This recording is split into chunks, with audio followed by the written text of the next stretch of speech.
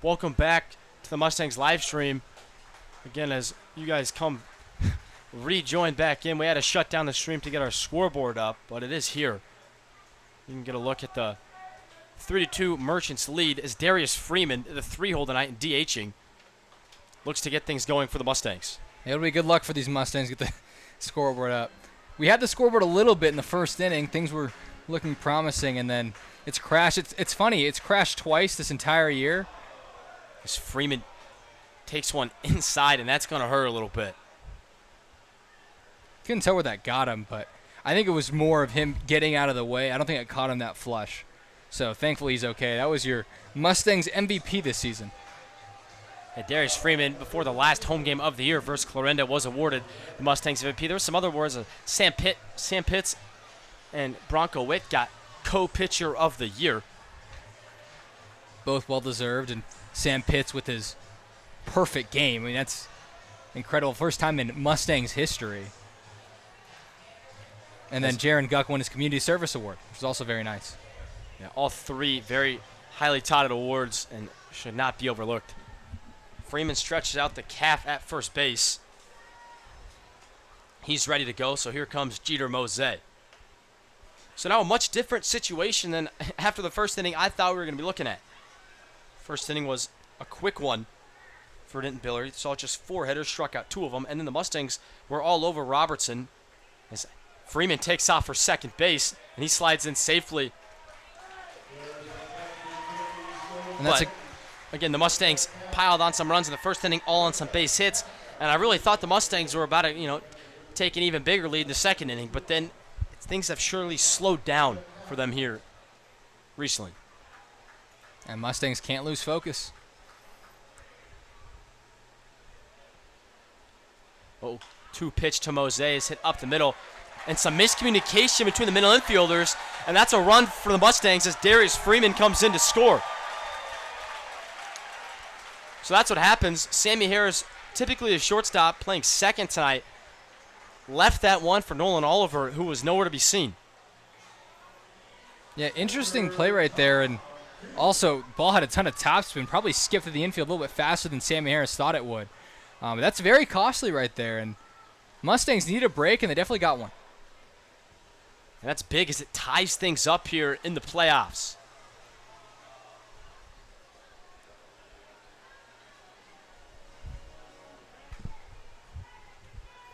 We're also going to get you a score update from the other semifinal game. That's Chillicothe and Clarinda. Winner would play the winner of this game in a 3-game set. The first game would be a home game from the better seed. Excuse me, a home game for the team with the worst seed of the 2 teams, and then they go back to the higher seed for the last 2 games in the best of 3.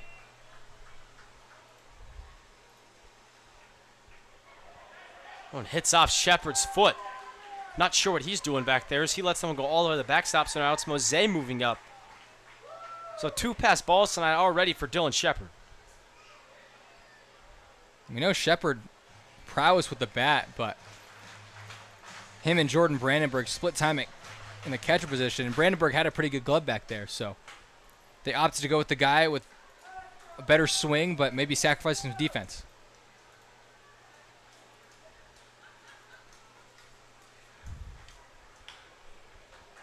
Up the middle to Oliver. This looks like the first out of the inning, and it is. But it advances the go-ahead run and Jeter Mose to third base with just 1 out. Ideally, you want to hit a ball to the right side when you got a runner on second and no one out, but ball still was hit behind Mose. Mose, a good base runner, did a good job reading that early, and he got to third base without any play.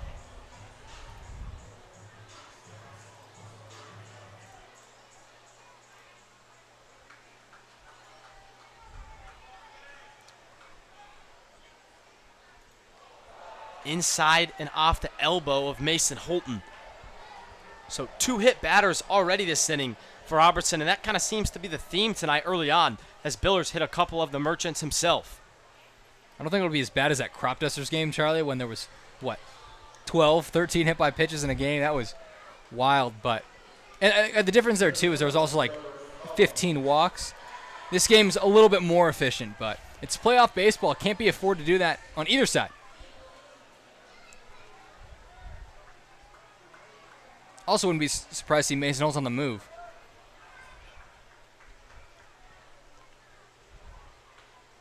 First pitch to Trevor McCollum is taken for strike one.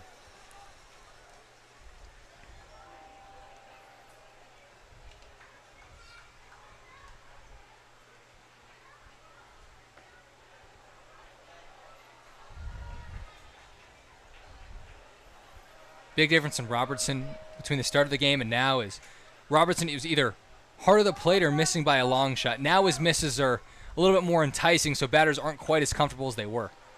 Chop to Shizek at third base, trying to go for the double play, and they won't get it. So McCollum digs out the fielder's choice, and that's crucial as it gives the Mustangs the 4-3 lead. You could have maybe thought he could go to the plate there to try to prevent the go-ahead run from scoring, but still got a lot of ball game left, and Shizek did the smart thing going to second. They weren't going to get McCollum no matter how good that turn was, but he did the job. Ball not hit all that hard, and the Mustangs now have a lead.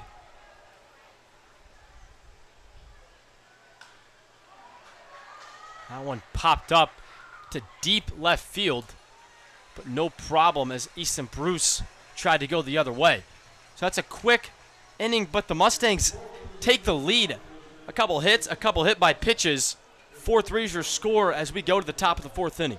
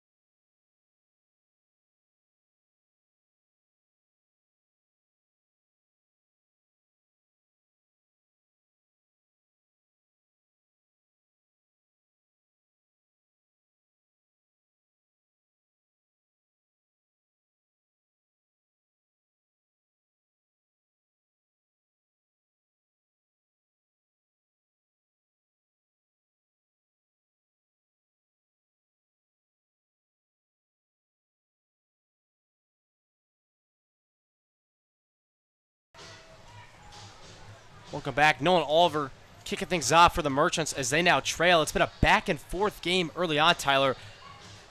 What have you kind of, has it been what you expected? Is it a little different? Tell me about it. Well, I didn't expect this to be a back and forth affair after that first inning. It looks like the Mustangs came out hot and were the better team, and we're going to show it. And all of a sudden, Biller, after getting 2 outs in the second inning, the wheels kind of fell off for him. We're seeing Aaron Harrington now. We'll talk about it more in a bit, but Biller, not the typical Denton Biller we saw. We got him in the first inning. We got him through inning and 2/3, but not the Denton Biller, the dominant Denton Biller through 5-6 innings we're accustomed to seeing. And Carroll really could have done more damage. They left the bases loaded in the second, but got the lead, and the Mustangs been good bats all year. Were able to come back, and the Mustangs still have momentum. Yeah, they do. And here's as Harrington comes in. He's already ahead 0-2 of Nolan Oliver. But he's had quite the year for the Mustangs. The ERA a little inflated because of one bad start versus Clarendon earlier in the month. But for the most part, Harrington has been one of the best pitchers on this entire team. And with Harrington out on the mound in the 4th inning, he has the potential to work you into the 7th or 8th inning, depending on how this ball game goes. That's very valuable, and you could save your bullpen potentially for the championship shall you get there.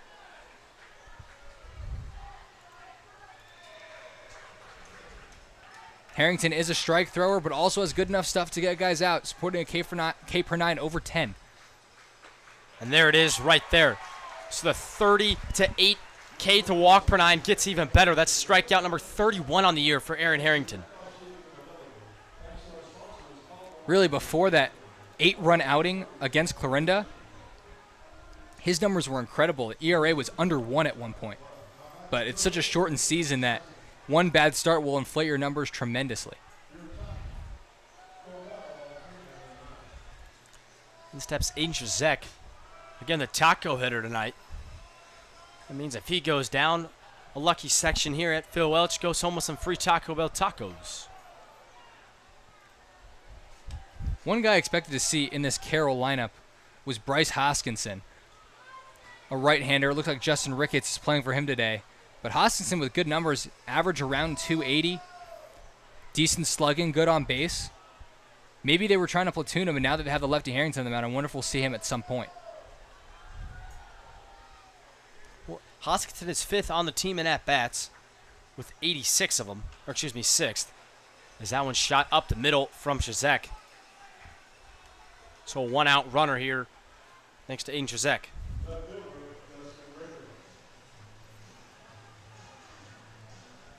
Now, normally this would bring up Jake McClure, who the last couple times we saw him was the leadoff man, but they have McClure batting third. An interesting choice, just because he gets on so often. On base percentage over the 450 mark, batting average around the 370 mark, but isn't really known for his power. Interesting choice to bat him third, Charlie. Yeah, McClure seems like the go-to dream. Almost if you built a leadoff hitter in a lab, Jake McClure would get spit out.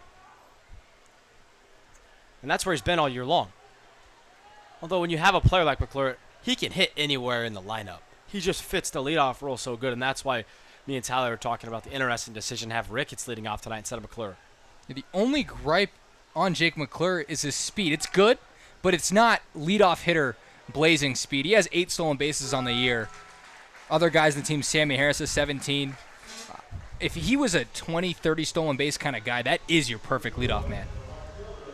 Well, Ricketts led off last night, and McClure hit third, so they're sticking with the same lineup. Although they mustered 1 run yesterday, so. Yeah, coach.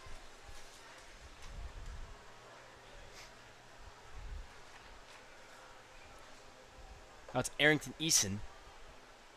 He's not off to the greatest start in the world. Despite Denton Biller's struggles, he still had Eason going down via the punch-out in back-to-back at-bats.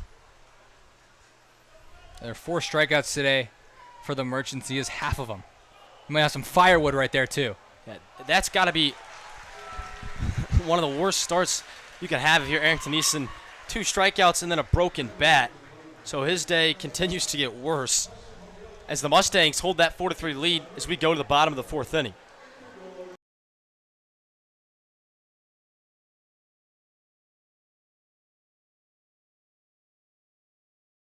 This free broadcast of tonight's game is brought to you by Caleb Wells and HLC Insurance, located here in St. Joseph. HLC Insurance specializes in helping individuals, families, seniors, and small businesses with all things health coverage. This includes dental, vision, prescription drug coverage, and life insurance. To schedule a free consultation, call 816-273-4216 or visit hlcinsurance.com today. That is 816-273-4216 or visit hlcinsurance.com today.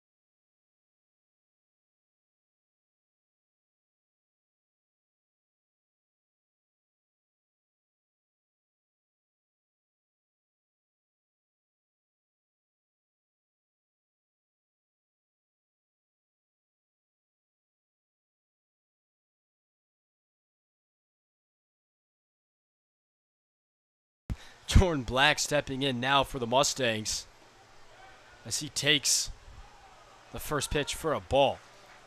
He also took the Clarinda A's yard last game for an absolute shot over that left field wall, and that's what you're looking at right now. Deposited it over the second wall, and now he's going to shoot one into the air. This one to Eason in right field. But Jordan Black, despite flying out there, has still looked really good in his recent at-bats. No, his average was down in the 190 mark, but it has slowly crept up there. And really, if the season were another month, I would say Jordan Black would end up being one of the best hitters in this Mustangs lineup. We know we did it at Johnson County Community College, and we finally saw it here as of late. He's hitting ninth today, but in a perfect... If he had more time in the season, he'd be one of your 3 or 4 guys. Well, absolutely. But him hitting 9 is less of a knock on him and more of a boost to how good this Mustangs lineup has been all year. Think of the guys who are still on the bench right now. You have Frank Gall, guys hitting over 330, had an absolute bomb as well a couple nights ago. Carson Schmidt was batting 340 in his small sample size. Jackson Glick has been a great left-handed bat. I mean, Jaden Little also a good hitter. There's a bunch of guys. This one hit hard on the ground. Oliver's going to have to make it perfect, and he does. Great play from Nolan Oliver at shortstop. Gets Noah Bodenhausen. That was very smooth from Nolan Oliver. Very smooth. Had to be quick, didn't rush it. Got him out by a step. It's almost like he had an internal clock going. He knew how fast he had to be on that play. Took his time. Took enough time. Made the play. Carson Schrack 1 for 2 on the night. In his first at-bat, he singled to center field, then grounded out to shortstop. So he's gone up the middle twice, both ground balls.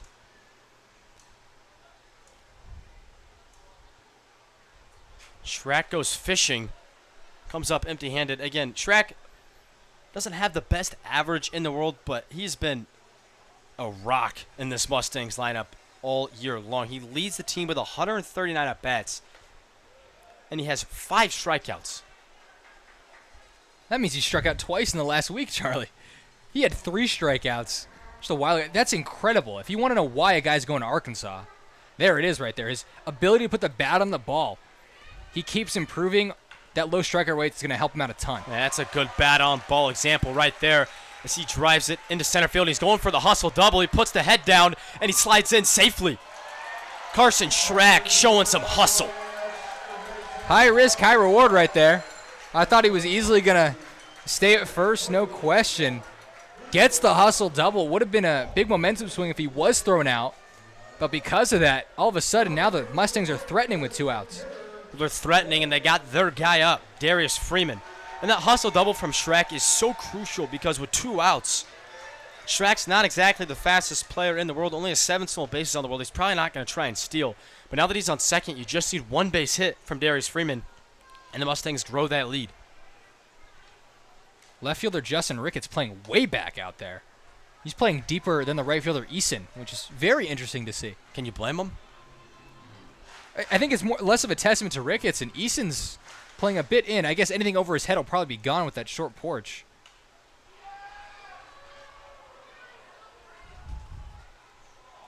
One. Freeman fouls that one off over third base. But yeah, that short porch in right field, there's not a ton of reason to play it back. We've seen right fielders play on the track in the past, and it doesn't make a lot of sense. With Freeman up, yeah, you want to play it to about the point where you think you can get anything that stays in the ballpark over your head. So yeah, Freeman does have a lot of power opposite field too, but I'd be very impressed if he burns them. I'd be worried more about the flare, because if flare gets the job done, Carson Schrack will be going on contact with 2 outs. Interesting choice. And Freeman, a speedy guy. Like, if he gets a single, he might as well take second.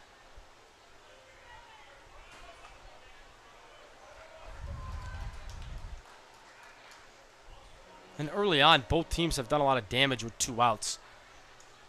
I mean, the Merchants, both times they've scored run, have had 2 outs and no one on at points in that inning. And they've been able to rally and find ways to get some runs in.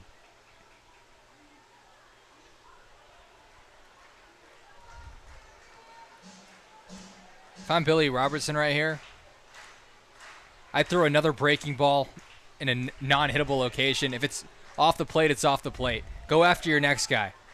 Well, the problem for Robertson is Jeter Mose's on deck, who's also hitting over 300 on the year with 2 home runs. So it doesn't get a ton easier, although he would get the righty matchup. He decides to go at Freeman, and he's going to regret it. Darius Freeman puts one in the gap. Carson Track comes in to score, and Freeman wants 3. He's going for third, and he slides in safely.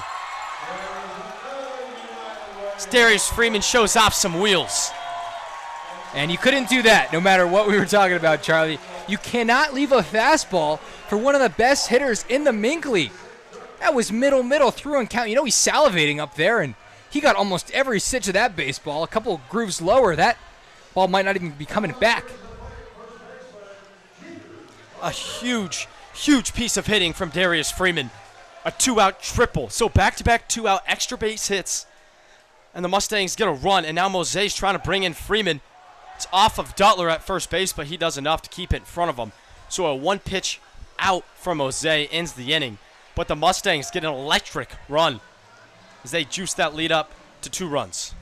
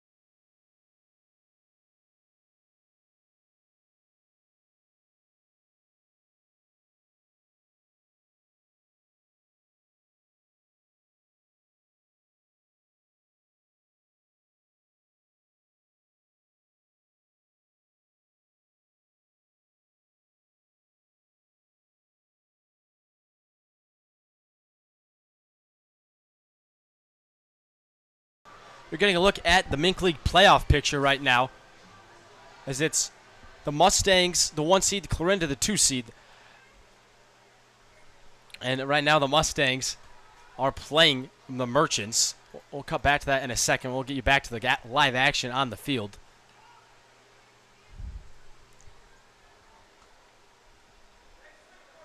Standing in, Jake McClure. Shoots one to left field, brought in by Easton Bruce. Great play over there by Easton Bruce. So a quick at back for McClure as he flies out. Bruce, a late addition to this team, and it was going to be hard for him to find playing time in the playoffs just with how diverse we have some guys are. Jeter Mose can play the outfield, but Bruce got really hot toward the end of the year. But the one thing he's always had, fantastic glove over there in left field. Did a great job tracking that down. Good jump, not the fastest guy in the world, but had good closing speed, made the play. Yeah, he really does know how to play any spot in that outfield. We've seen him play center field at times, and for a guy with his speed, you don't usually think he's a center fielder, but again, how well he's able to track the ball, that's what makes him so versatile in the field. He reminds me of Kyle Tucker kind of player, a guy that's not known for his speed, but gets great jumps, great routes, and tends to make a lot of plays that a lot of other outfielders can't, even ones that are faster than him. That one shot to right field. This time it's the other corner outfielder, Noah Bonhausen, making the play. So 2 quick outs for Harrington. He looks pretty locked in on the mound right now. No one up for the Mustangs either, so Harrington, this could be his game. See how long they'll let him ride.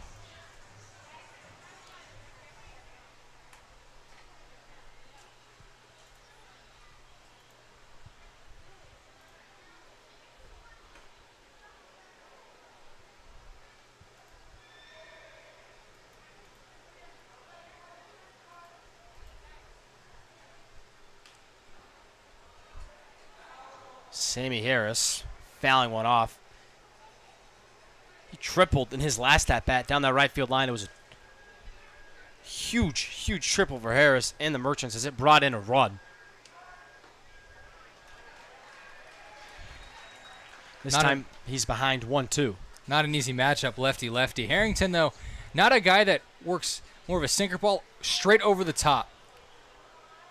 Harris hit that one pretty well to right field. Bodenhausen back to the track and brings it in.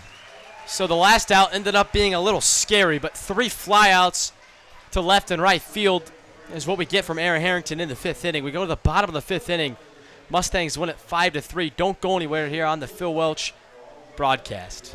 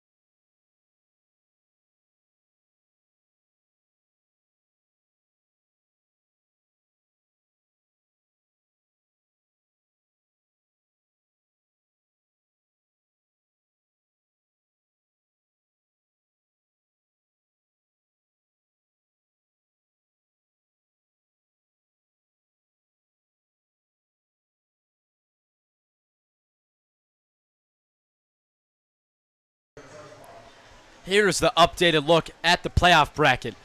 So the Merchants defeated the Renegades last night. The Mudcats defeat the Bombers. So right now you have Clarinda playing Chillicothe and the Mustangs playing the Merchants. And the winner goes to the championship, the MINK League Championship. If both games were to end right now, you'd be looking at the Mustangs versus the Athletics, which I think a lot of people saw coming. But overall, a really, really competitive second round of the MINK League playoffs right here. As we mentioned before, but maybe it'll make a little more sense when I actually put teams there. If the Mustangs end up going to the championship, Game 1 will be away for them.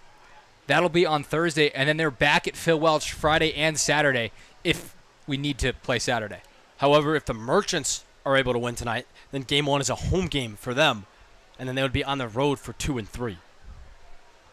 Yeah, very short playoffs here in the MINK League, but only 8 teams.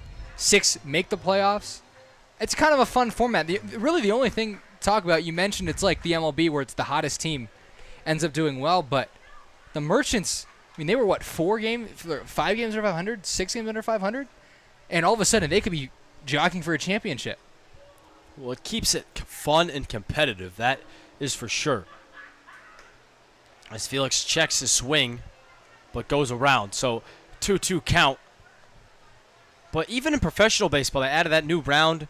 I mean, those guys play 162 games in the first round of the playoffs. It's just 3. So baseball is kind of known for being quick and competitive, a longer season, quicker playoffs. And there's no time to fool around in the playoffs, and that's for sure. I mean, the World Series last year is a testament to that. You had 2 teams that weren't really contenders. I mean, they were contenders, but no team you thought was going to be a shoo-in to win the World Series, in the Diamondbacks and the Rangers. And next thing you know, both teams make it. Arizona shocked the world by defeating the Dodgers handily in the first round and ended up riding it out. And the Rangers, who were pretty quiet all year and had a couple big names not playing, Jacob deGrom and Max Scherzer, and they ended up making the ship and winning it.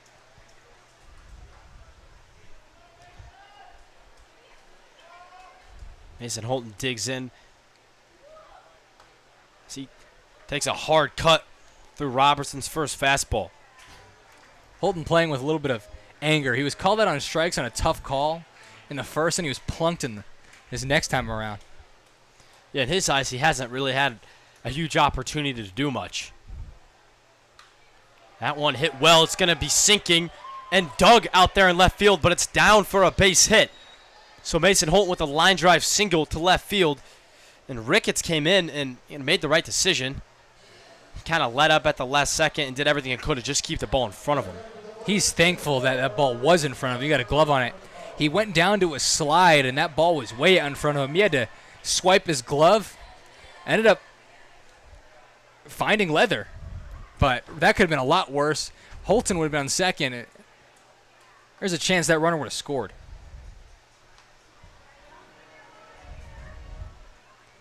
The Merchants, a team who doesn't excel offensively. They don't really want to give up any more runs than they already have. If you're the Mustangs, you have a real opportunity to just jump on it right here. 2 on, no out. Carroll already battled back from a deficit once this game. But if they can extend this lead to 3 or 4, it's going to look a lot tougher for the opposing Carroll coming in as the underdogs. Another thing worth mentioning, Charlie, is home field advantage in the playoffs. It's one thing if you're going to Clarinda. It's another thing to play at Phil Welch with a ton of fans backing you. I think this is by far the ballpark that helps the home team out the most out of any team in the MINK League. Yeah, the fans here in St. Joe love their baseball, and they sure do bring it every single game. Man, if we do get to a championship Saturday, I'm expecting almost 7,000 here. Carroll, the other team in the MINK League that able to draw on some fans. There is a decent amount of the Carroll Merchant fans out there. They've had a couple of games this year where they've seen over 1,000 people in attendance.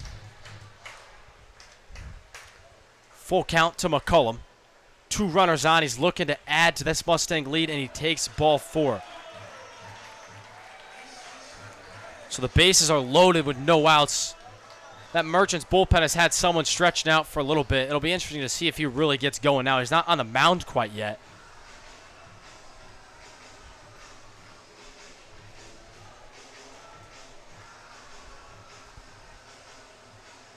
Have a mound visit on the mound. We'll take a quick break and come back.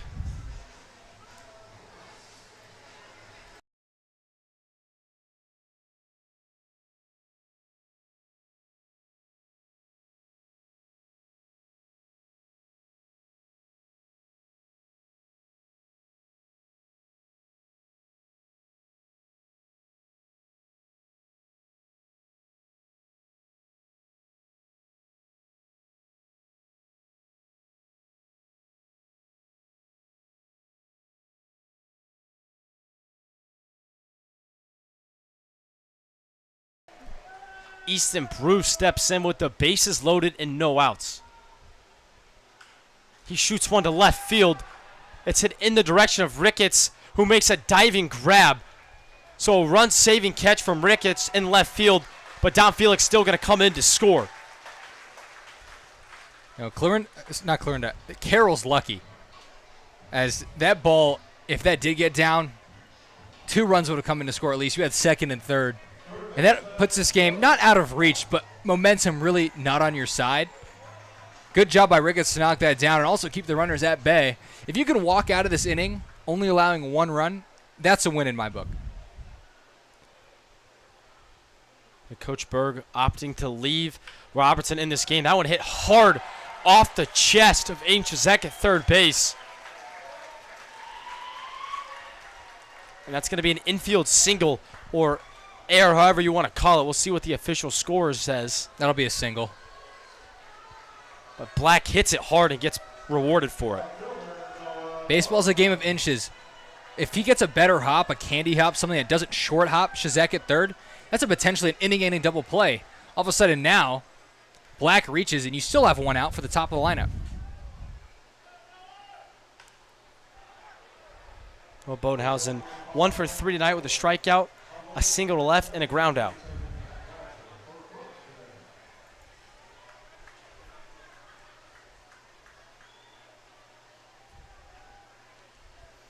Bodenhausen, one of those hitters who was a solid outfielder for most of the year, but then the last couple weeks really turned it on. And showcased some power, too. As before he was mostly known as a singles guy, could put one in the gap, but as of late, I've been seeing him hit a lot of extra bases. He already has a double tonight.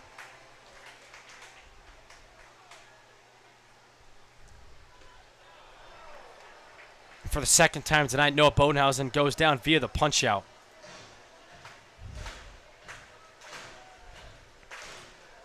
So now we have a really, really big opportunity for Carson Schrack, but it's going to have to wait. Because that's going to be the end of the night for Robertson. Coach Jones is going to his bullpen at Phil Welch with the bases loaded and 2 outs.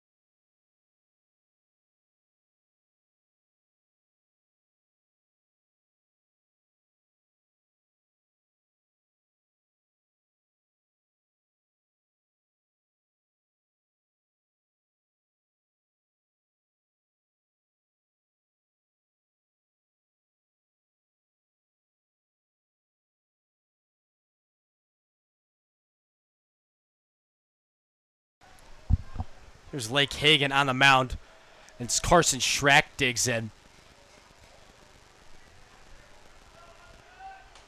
The bases loaded in 2 outs. Hagan has had a pretty good year, wouldn't you say so, Tyler? I would too. He's been their second most used guy out of the bullpen. Ethan Silva was the first, and he pitched yesterday. But Lake Hagan, 3.48 ERA, much better than the team average. Well, walk rate a little high, but other than that, not bad. The opponent batting average 210, really enticing, especially in a situation like this. Well, it makes sense when you look, compared to the rest of this bullpen. Hagan has been without a doubt, one of the best arms he can go to. So Coach Jones goes to bring in one of his better arms here with the bases loaded. For the Merchants, I just don't know how much more depth they have. Silva can probably go. And after that, you probably have to turn to a starter. I would suggest Caleb Tucker if he's here. You got a guy who started 80 games. That's probably the guy you want to get to if this game remains close. You don't want to take any chances here. Yeah, the good news for either team, tomorrow is off with a win or a loss. Schrack takes a pitch over the plate, but it's a little high, and Hagen doesn't like it. He's asking the umpire where it was at. Yeah, it was probably a little high, but I think he's complaining that it was right over the plate. I mean, that was middle up, and that's a tough one as a pitcher because you see it pretty much center cut. That one's clearly a ball. Now he's behind 3-0 with the bases juiced to one of the more, 3-1 to one of the more dangerous hitters in this Mustangs lineup. And the guy behind him, even more dangerous. Can't let him, one, walk in a run, and two, get to Darius Freeman with the bases juiced. 3-1 pitch to Carson Schrack, trying to break this thing open. Instead, it's going to be a ground ball to Harris. Flips it to Deltler at first base, and that'll be it. So a stressful at-bat for Lake Hagen, but he works out of it. The Mustangs get one and increase their lead to 3. Score 6-3 as we head to the top of the 6th inning.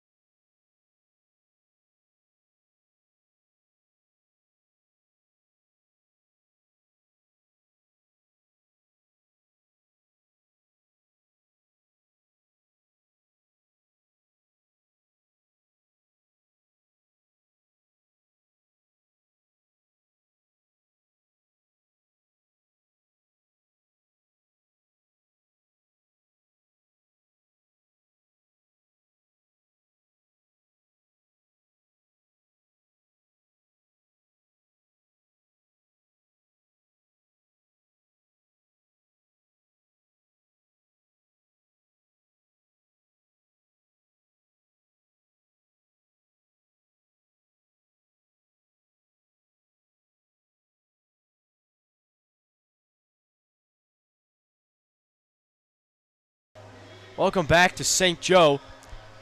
It's time for some trivia here for Tyler, as the Mustangs lead at 6-3. Tyler, you are not leading your trivia total on the year.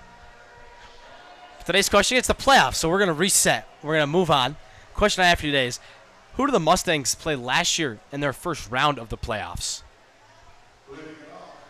Your options, the Joplin Outlaws, the Sedalia Bombers, Clarinda A's, or the Carroll Merchants. See, Charlie, the tough thing is I've been a diehard Mustangs fan since May 29th of this year. I could tell you everything. I could tell you what every batter is hitting. I could tell you even teams around the MINK League and some of their players. I couldn't tell you a single thing about what happened last year. Outside the fact I know the Jefferson City Renegades won last year. They're not going to repeat because they lost to Carroll.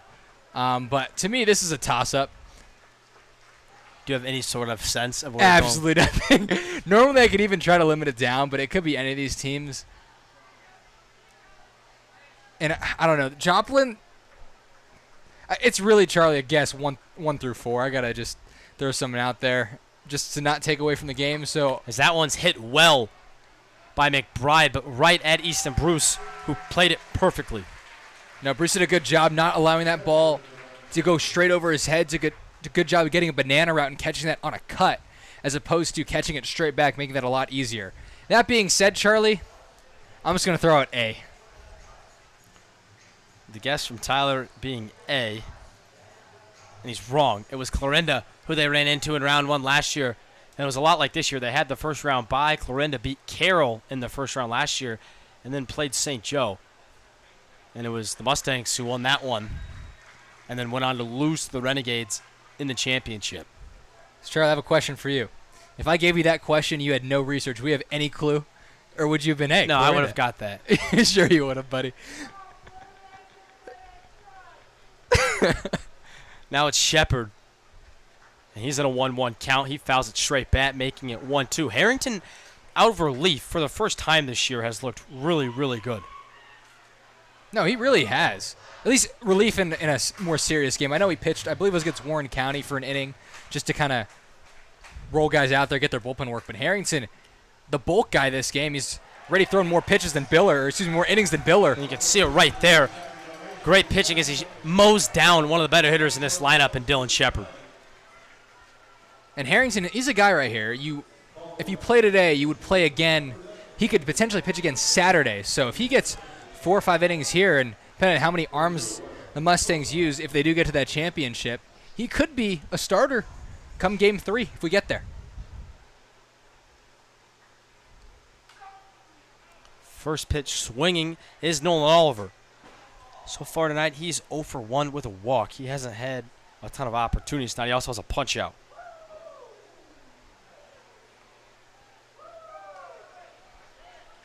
And he's down 0-2. Harrington working quick.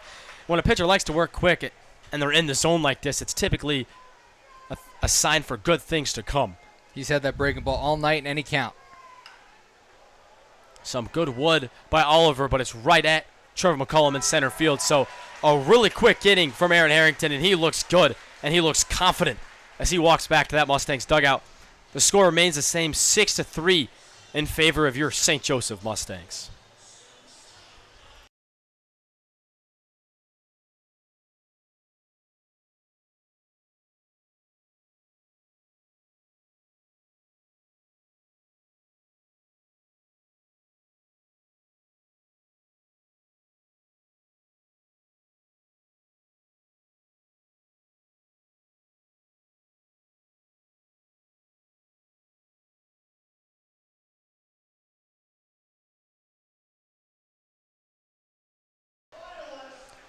This free broadcast of tonight's game is brought to you by Caleb Wills and HLC Insurance, located here in St. Joseph. HLC Insurance specializes in helping individuals, families, seniors, and small businesses with all things health coverage, including dental, vision, prescription drug coverage, and life insurance. To schedule a free consultation, call 816-273-4216. Again, that's 816-273-4216, or visit hlcinsurance.com today.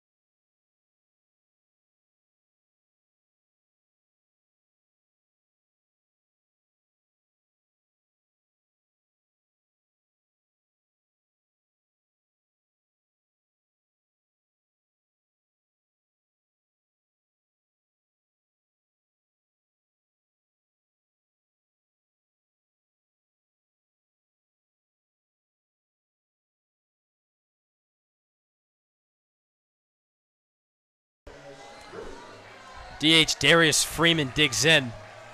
And other important news, though, Clarinda has really opened things up against Chillicothe as they are winning 9-2 in the bottom of the 6th inning. To add insult to injury, it was 6-2 going into the 6th inning. Clarinda on an RBI single by Sean Basmore, Connor McNatt double, and Drake Cobb a single, and then another error, so it's bases loaded with 2 outs in the 6th. If they do convert and get 3 runs here, that puts them in mercy rule territory in the semifinals. But again, it's bases loaded, 2 out in that 9-2 ball game right now.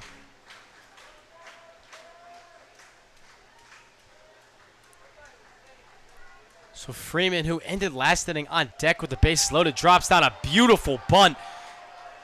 And there's nothing Shazak can do about it. But he throws it into right field, and Freeman's going to advance to second base. And the ball from Dutler isn't a great throw. So the ball being thrown around a bit, and Darius Freeman ends up on second base with one.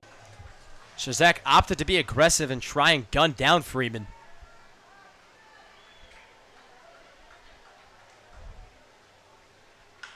Jose up the middle, and Freeman's going to come around to score. It's going to take a perfect throw, but it's cut off from Dutler, and now Mose is hung out, but he's going to get back to first as no one was there. An interesting decision from Dutler to cut that throw off, and it gives the Mustangs an even bigger lead, 7-3. That's the thing is, him cutting off prevented Mose from going anywhere, but at the same time, that play would have been pretty close, Charlie. And I would have almost let that go, let Mose take second if he did, but very close play. The Mustangs now have struck for 1 run in the last 3 innings. I just think the risk is bigger than the reward if you're the Merchants. As that one from Felix is ripped into left field, and again, Ricketts is picking the ball on a dive. Ricketts should count his blessings. I mean, that's twice now. Kind of got caught in no man's land in between laying out for a ball and bodying it, decides to lay out and pick it. And he's gotten lucky twice. That one would have been rolling forever if it did go through. And that was an even more impressive dig. You aren't used to saying that about an outfielder. Ricketts looks like he should be playing shortstop tonight with all his short out digs. I mean, as an outfielder, those balls are obviously tough to judge. You're coming in, it's a sinking line drive. But yeah, he's kind of just getting caught up, and he's making the decision to be aggressive and then kind of bailing himself out with the dig. I hope that doesn't become a habit for him, because he's not going to be that lucky every time. In other news, we talked about him on this live stream. Kai Holiday, 2 RBI single. It is now 11-2, Clarinda over Chillicothe, and they're still not out of the 6th inning. Well, Clarinda was obviously the better team all year long, but still, Chillicothe was a team that you really didn't want to, I almost didn't want to play them if I could have had my pick, because they had just beaten the Mustangs about a week ago at Chillicothe in a 1-run game. As Holton hits one up the middle, this could be a double play. Sammy Harris to first, and it is. So Holton grounds into a double play. Mose advances to third, but big outs for Lake Hagan right there. Carroll so far has done a decent job of getting out of jams. They've given up 7 runs, but it feels like it could have been a lot more. So they're keeping them within the ball game, not giving them the best chance, but there's still a game here nonetheless, and your bats got to pick up. Aaron Harrington has looked great so far, and they need to get him out of there if they do want a chance of coming back in this thing, Charlie. For what it's worth, Chillicothe beat Clarinda a week ago. That one gets by, and here comes Mose. It's got to be a play at the plate, and Shepard can't pick it up off the ground, so just nonchalant laziness back there. Another run for the Mustangs, 8-5. And every run the Mustangs get this late in the game, it's just feel the Carroll's chances slipping away right now. Like I was saying, a week ago today, Chillicothe beat Clarinda, and now they're getting almost mercied in the playoffs. And Chillicothe also beat the Mustangs. So that's 2 top-notch teams this MINK League Chillicothe took care of. It's a pretty old adage in any sport, but it's not necessarily the best team that wins the championship. It's usually the hottest team. Now, sometimes that coincides, but there have been years, mentioned the Rangers last year, where that doesn't happen. So McCollum, who was up in a bit of a stressful situation, 2 outs with a runner on third base, can take a deep breath after Mose comes in to score on the pass ball.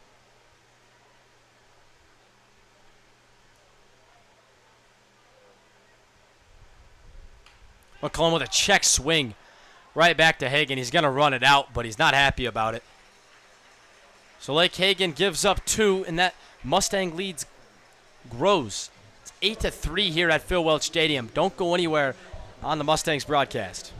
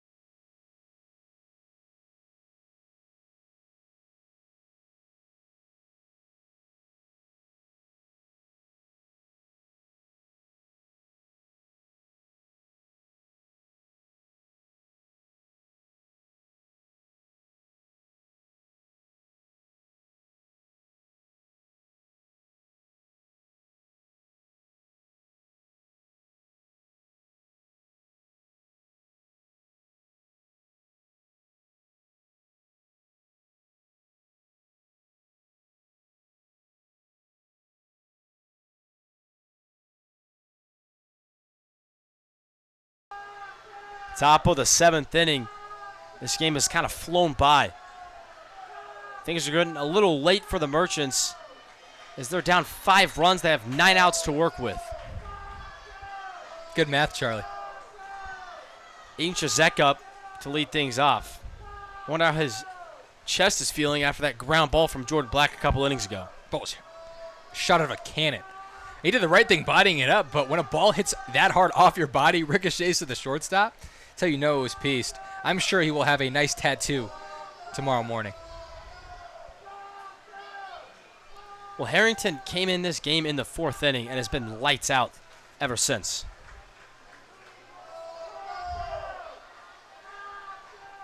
And that's huge. When he came in, the game was without a doubt in question. And he kind of, applied some assurance as he gets Chazek right there. He thought he had ball 4, and instead he has to pick up his bat. I've never had that feeling as a hitter. I don't know about you, Charlie, where you flip the bat, think against ball 4. I usually make sure that umpire doesn't call it a strike. And instead, Chazek is going to walk back to the dugout instead of walking to first base as he goes down swinging. But on the bright side, he just provided a couple thousand Mustangs fans and Carroll fans with some tacos. Thank you, Aiden Chazek.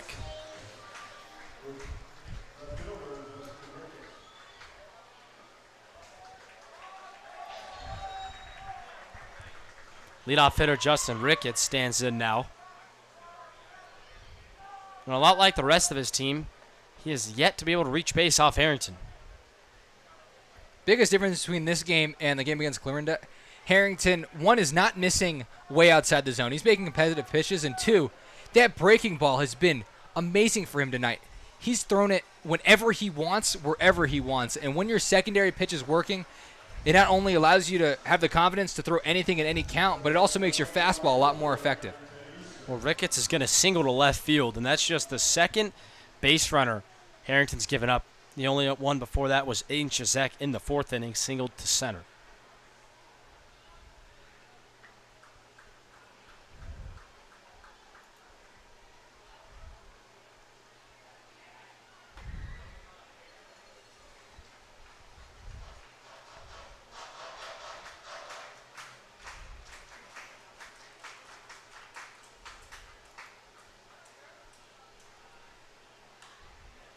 Eason slaps one out to McCullum, who has no trouble with it. So 2 outs. Still a runner on first, and Ricketts, who just singled to left. And here comes Jake McClure. who, if we haven't told you enough, he's really good. Going back to the last play, McCullum, in the 30 games I've seen him play, or however many home games there have been for the Mustangs, he has not made a single bad read off the bat. And again, it's hard from here, the depth perception of being behind home plate. I know as a center fielder, I am one. Like it's a lot easier to track from there, but he has never taken a false step, never gone remotely in the wrong direction. He gets to everything out there. That one right at Bruce. So a couple balls sprayed out to the Mustangs outfielders, but no trouble with it. We're going to go to the bottom of the 7th. Mustangs lead it 8-3.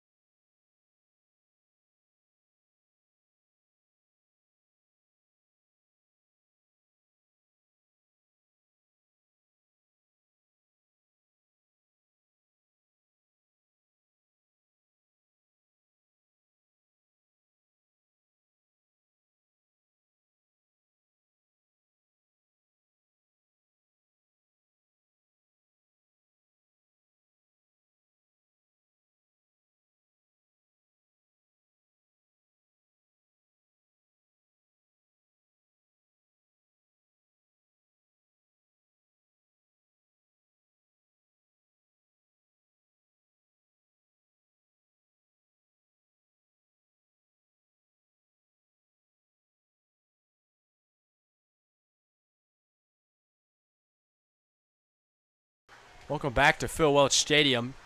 Charlie Marshall alongside Tyler Bermundo as we welcome you into the bottom of the 7th inning in the MINK League semifinal where the Mustangs lead it 8-3. It's been a game, for the most part, controlled by the Mustangs. Yeah, a little hiccup in the 2nd and 3rd innings, but the 1st inning looked great, and ever since Aaron Herring took the mound, he's shut down Carroll significantly, and the bat's doing enough. Bruce out to left field, right at Ricketts. Doesn't have to pick this one. An easy play for him in left. Still the top of the 7th in Clarinda. Chillicothe has the bases loaded and 2 outs. Things look weak for them. If they can push across a run or two, gives them a little bit of hope. But if they strand the bases loaded here, it's about all but over out in Clarinda. And again, these playoff series, just one game. The winner going to the MINK League Championship. And the championship is 3 games, best of 3. If scores hold, Game 1 on Thursday will be at Clarinda. Game 2 and 3 will be here in St. Joe, and they will both be streamed on the Mustangs broadcast. And that's only if we need Game 3. Either team can win it in 2 if they win the first 2 games. And it was really hard to see a different matchup this year, Charlie. Those teams were by far the 2 best teams in the MINK League. Black gets sawed off, fouls it back. No, I agree. But again, the one game in baseball, I mean, we just talked about Chillicothe had taken down both St. Joe and Clarinda recently, so we both thought we'd see Clarinda versus St. Joe, but I don't think either of us really knew. It's also worth noting that it is going to the bottom of the 7th out in Clarinda, so 11-2 is your score. 1 run does it. Black swings through a fastball from Hagan as he's back for his 3rd inning of work. And he's been pretty solid in relief, about everything the Merchants could have asked for. It just doesn't help when your offense has been shut down the last 4 innings.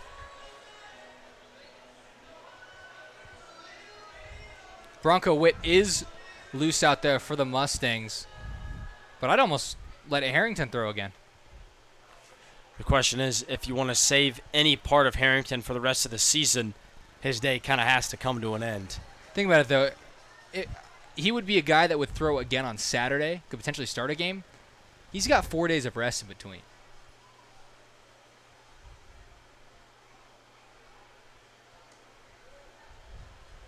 He's thrown 4 innings tonight already. Yeah, I mean, 4 innings, but decently efficient. I wouldn't expect him to be over 60 pitches.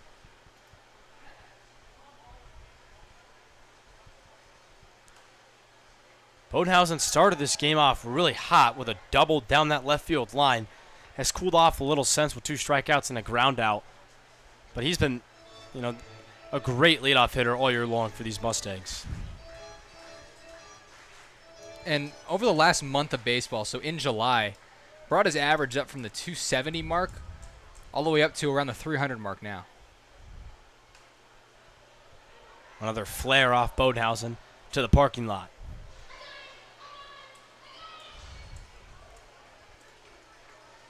Mustangs still have some bats they can use. They have a righty out there, so Frank Gall, first one that comes to mind. Jackson Glick, another lefty. So they still have pretty useful guys off the bench. Gall also a speedster. Down goes Bodenhausen for the 3rd out of the inning. That's his 3rd strikeout tonight. But it's all right as the Mustangs lead it 8-3. So we go to the top of the 8th inning here in St. Joe.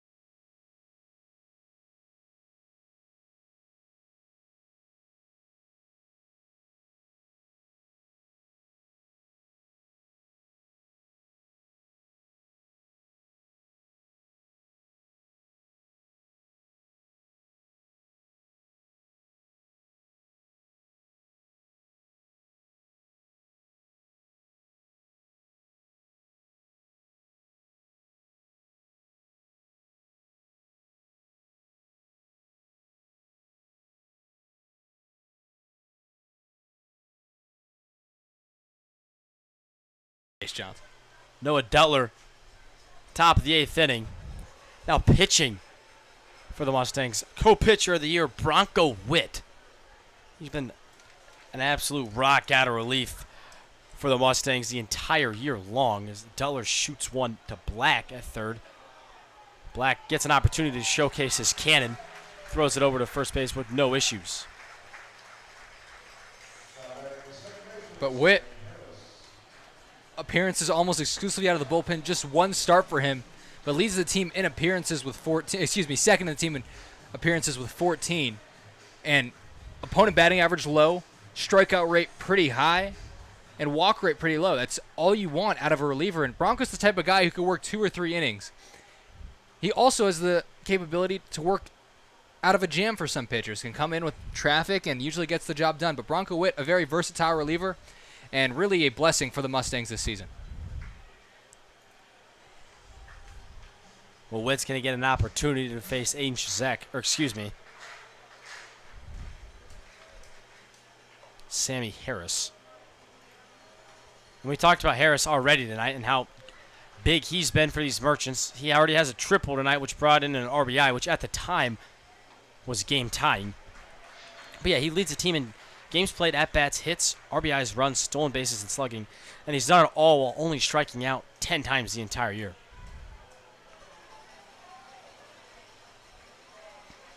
And he's going to take ball 4 from Witt.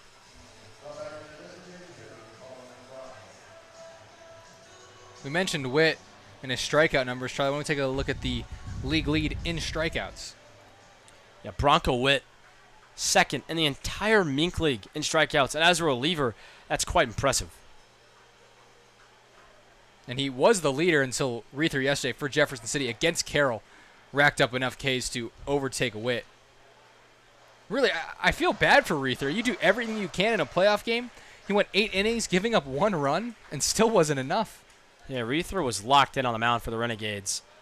But, I mean, both teams threw the race, and that's why getting that bye for Jefferson City was so important.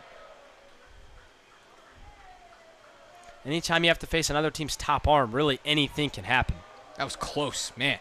And Bronco Witt almost had Harris over there at first base hung out to dry.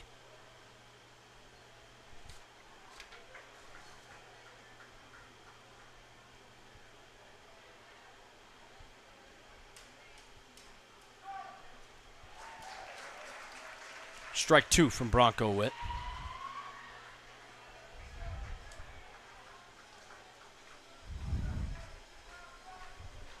Well, we talked about Reether, but the guy who Reether got out-dueled by is Colin McBride, who's hitting right now.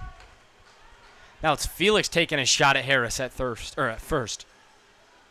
Dives back safely. So both Bronco Witt and Felix are not big fans of Sammy Harris over there at first base. I wouldn't worry about him too much, though. You're in the 8th inning, up 5. His run doesn't mean much. And there you go. Bronco Witt zones back in on McBride at the plate, and that's what's going to happen. Strike 3. Now, Witt is a guy, multiple pitches he can throw in the zone at any time. Also mixes up his timing with his leg kick and his hold times. Really leaves batters uncomfortable, and that's why he's been such an effective pitcher, not only for Maple Woods, but also for the Mustangs. Well, at this point in the game, the Merchants look up at the scoreboard, and some of these players might be getting their last at-bats of the summer. It's crazy how fast your season can come to an end, Charlie.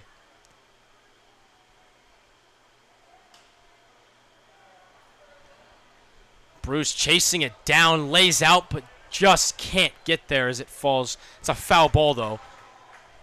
But still, Bruce almost with a phenomenal play in left field.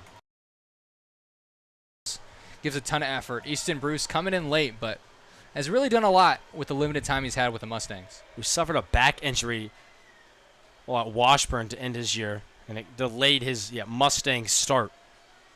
But since coming to the lineup, a slow start, but the last couple weeks, been one of the better players for the Mustangs.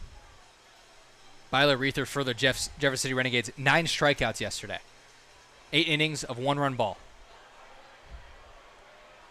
Won't be a strikeout for Witt, but it's soft contact, and it's going to end the inning.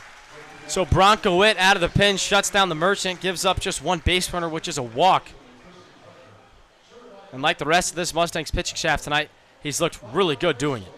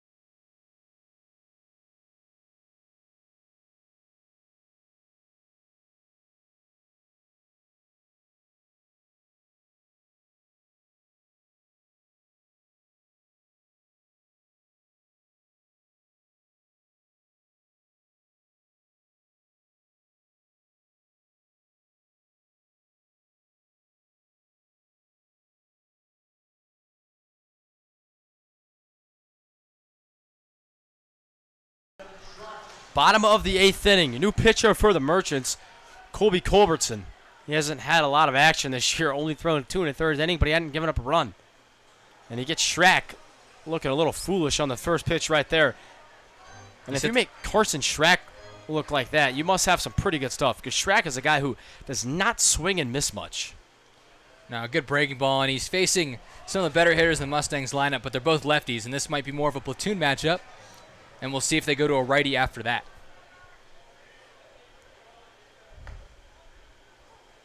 He's thrown 3 straight, and they look pretty good. And Culbertson with the confidence in the breaker, we can see that already. If it ain't broke, don't fix it. I throw it a 4th time. Schrack so calm with 2 strikes. Why he only has 5 strikeouts all year long, despite leading the team in at-bats. People need to understand how insane that is for Schrack.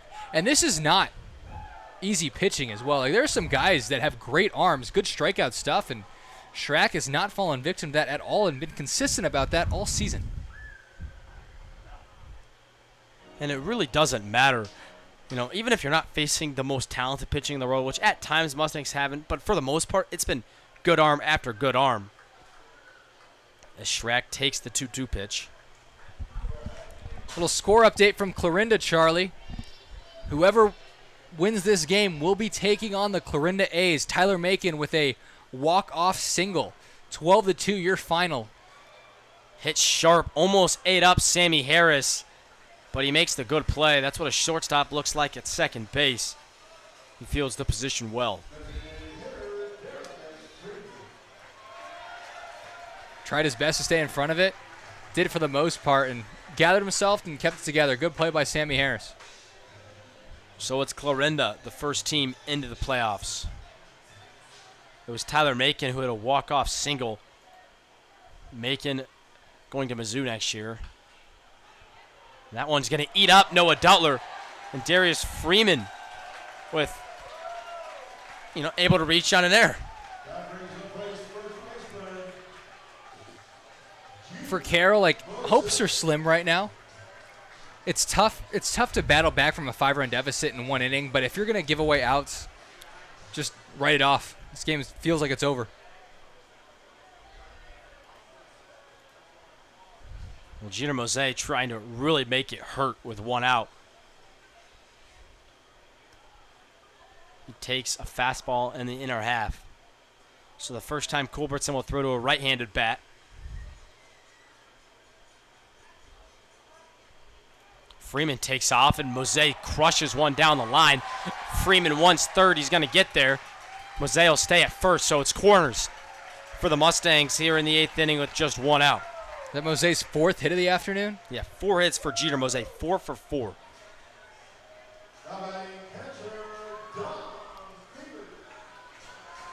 Credit to Aaron Harrington for helping his team getting out of some tough jams and throwing up a bunch of zeros, but the production from the 4-hole tonight for the Mustangs has been near perfect.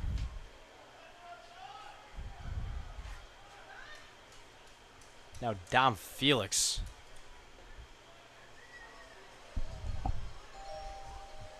We've seen 3 total catchers this year. I guess 4 if you count Jace Johnson. 4 guys have put on the gear for the Mustangs, but Felix has without a doubt been the best one to do it. A guy who started out 0 for 18 to start the year. He's worked out. He's at the highest OPS on the team, one of the highest slugging percentages. Fantastic year for Dom Felix, the catcher. And the only other guy that was really as productive from him in the catcher position was Kyle Hepburn. But it looks like he's done for the year. That's one player I think the Mustangs would love to have for this game. Now Dom Felix might have to catch back or 3 days in a row. Well, they have tomorrow off. They do have tomorrow off, but come championship time, it could be 3 days in a row. Absolutely. And Hepburn, another bat in the lineup. Either of these guys could DH. A hard hack from Dominic Felix comes up empty-handed. Just trying to break this game wide open. Yeah, the 5-run lead, not enough.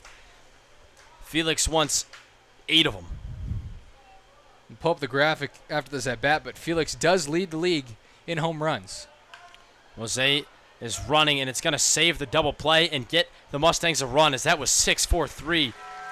But Jeter Mose's stolen base attempt on the ground ball from Dominic Felix scores Darius Freeman. Ground ball there, but Felix on the year, he likes to put the ball over the wall. You can see it right there. 4 home runs. The Mustangs as a team have 14 of them. Mason Holton has 1, and he looks to get number 2 and have his name up on the graphic for the rest of the season. And really, both these teams coming in known for the long ball, but neither have gotten one yet tonight. Still doesn't matter in terms of the offensive production for the Mustangs. They put up 9 so far through 8.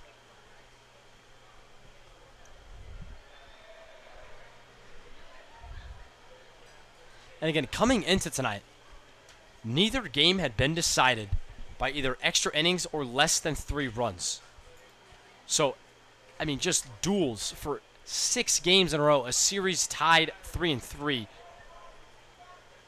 I think we both expected a closer game than this. The Mustangs have looked like the better team the entire way tonight. Even against Clarinda, the Mustangs and A's, like the season series was 4-3 in favor of the Mustangs, but some of those games were absolute blowouts. A couple mercy rules for the Mustangs. And there was another game where Clarinda put up 8 on Aaron Harrington, ended up winning that game, I want to say, by at least 5 runs. So I think it was 9-4 was the final score to that game, which was at this point about 2 weeks ago.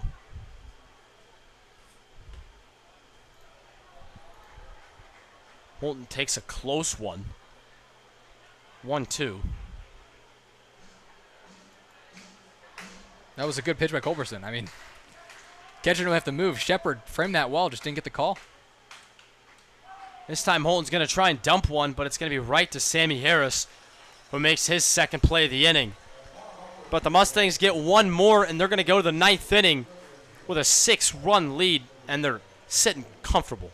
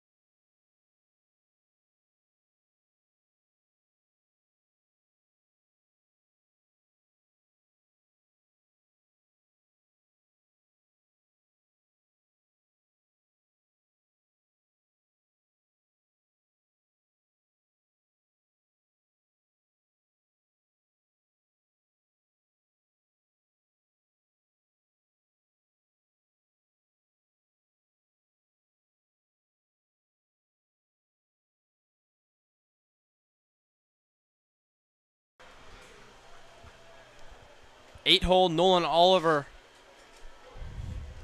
get things going for the Merchants here in the 9th inning. Jaron Guck, the relief pitcher for the Mustangs. Guck has been solid all year long. We take a look at what he's been all about this year, as Oliver fouls one back. And Guck, he struggled as of late while the ERA was up a little bit, but beginning of the year, man, was lights out. Second in the team in saves to Tim Teixeira, and has had really electric stuff. It's just gotten hit around a lot recently. Been leaving balls too much over the plate, but when he is on and painting corners, he's one of the hardest guys to hit in the MINK League. And although the playoffs, a 6-run lead, if you're Guck, you should be able to breathe a little. Not too much going on. This one's going to be a short hop for Holton, who gloves it. High throw. Mose uses the height.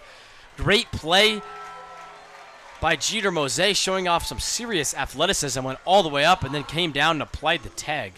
And a great job of the runner diving head first to try to avoid it. But Jeter Mose, a great first baseman. A lot going on. First, you have to catch that and make sure you make that play, and then you have to worry about coming down and swiping the tag. Very underrated play there for Jeter Mose to add to just a tremendous afternoon of baseball for the first baseman. Guck in college went to Truman State. He had 5 saves last year with a 1.33 whip and an opponent batting average of .206. 6 feet, 195 pounds. And the Mustangs now just 2 outs away from going to the MINK League Championship.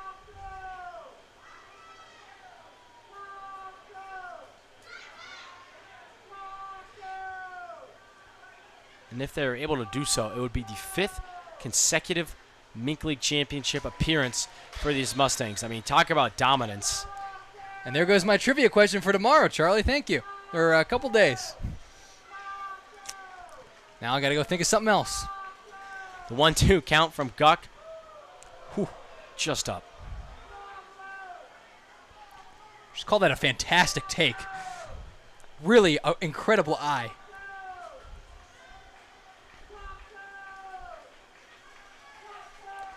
Two swung on and missed. So either way, Guck's going away with the strikeout. Ball don't lie. A strikeout number 8 on the night for the Mustangs. And the bells chime here at Phil Welch. And again, never a good sign, as this means the Mustangs just 1 out away.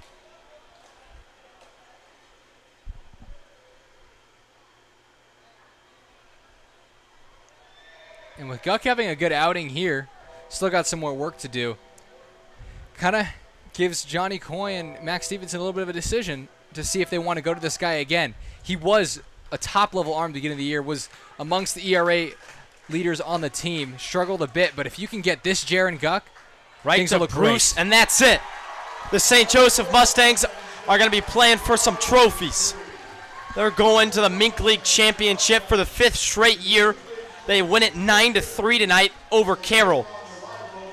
It was a complete game for the Mustangs. They looked dominant from start to finish. We'll take a quick break. We'll come back with our post-game show. But congratulations to the St. Joe Mustangs as they go on and advance to the MINK League Championship.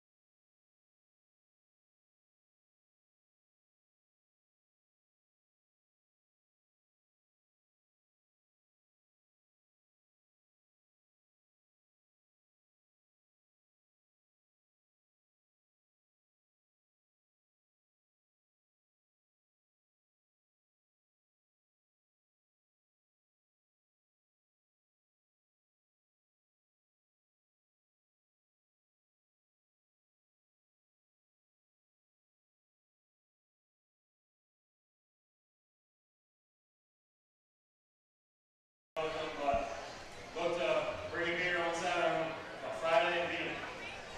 Congrats, Jeter. Your game MVP.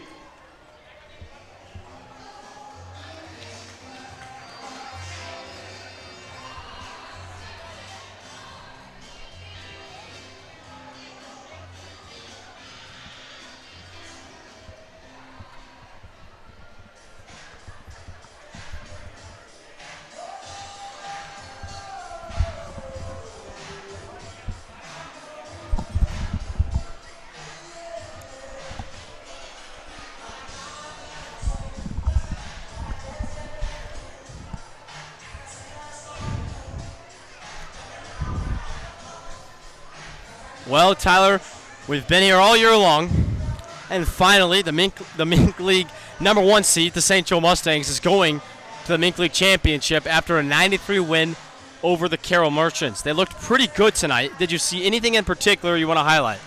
I mean, the offense did a great job, put up 9 runs against probably the best arms Carroll had to offer. And outside of that, like, the pitching out of the bullpen, that's what you want to see. Denton Biller, not the start we were hoping for, really the start we expected. We thought Denton Biller was going to dominate, had a couple rough innings toward the end of his outing in the second and third, but Aaron Harrington shut the door, and that's Bode's good thing is if your bullpen can get it done, you still have a lot of good arms left. You got a 3-game series against the second best team in the MINK League, so really excited to see what the plan of attack is going forward. Yeah, something the Mustangs have over everyone else, or I guess just Clarinda now, is the depth. They have more guys available. They have a bench full of pinch hitters. They have more guys in the bullpen they can go to. A deeper starting rotation. Clarinda limited in terms of their pitching. We don't know who they went with tonight, but whoever pitched tonight probably not able to go on Thursday. So an opportunity for the Mustangs to jump out to an early 1-0 series lead, and that's going to be at Clarinda. So a big game coming up. Is there anything they can do in particular to prepare for the MINK League Championship? Big thing would be limiting the walks as pitchers. Clarinda, by far the fastest team we've ever seen in the MINK League, So destroying the record. They have 3 guys over 30 stolen They bases. finished just 5 stolen bases short of 200. I mean, I believe at the top 6 guys with stolen bases, Clarinda has 4 of them, and they run the table in the 1, 2, and 3 guys. Kai Holiday is almost at 40 stolen bases if he didn't hit it already, so you got to control the running game. By that, really find guys that don't get free passes and attack hitters. That would be my plan of attack going forward. And then you got to just wear them down. First couple of games are going to be a dogfight, no question. But if it does go to a third game, you have the depth battle. You have more arms out of the pen. You have more guys at the plate who can do jobs against any pitcher. So that's what you want to see is if you can take care of business early, great. But if it does go to game 3, I like the Mustangs winning that game. Yeah, and I think we all do here in St. Joe. But tonight, the Mustangs took care of business. They showcased that beautiful bullpen. We saw Jaron Guck, Bronco Witt, and Aaron Harrington making a rare relief appearance for Denton Biller. Tonight, just a sound game for the Mustangs. I wouldn't say the best game they've played all year, but they made a couple mistakes, and they just kind of covered them up very quickly, and they looked very professional tonight. And that's why they're able to take the game 9-3. Next time we see you guys, it will be Friday, and that will be taking on Clarinda in Game 2. We don't know if there will be a Game 3 or not, but if there is, it'll be on Saturday. Both games will be here at Phil Welch and streamed on the Mustangs live stream. Tonight, I'm Charlie Marshall alongside Tyler Bermundo. Mustangs win it 9-3.